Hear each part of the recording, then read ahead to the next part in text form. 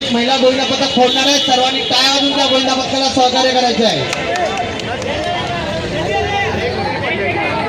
संतोषनगर गोविंदा पथकातील खेळाडूंना विनंती करतो की त्यांनी देखील व्यासपीठाजवळ तयार राहायचं आहे. यानंतर आपणास दहीहंडीचा मान मिळणार आहे. दहीहंडी फोडण्याचा मान मिळणार आहे. संतोषनगर गोविंदा पथक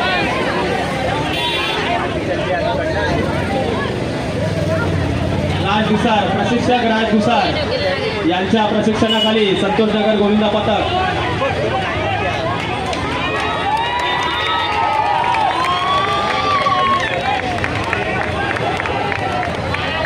कडक 5 टन लावून दहीहंडी फोडलेली आहे.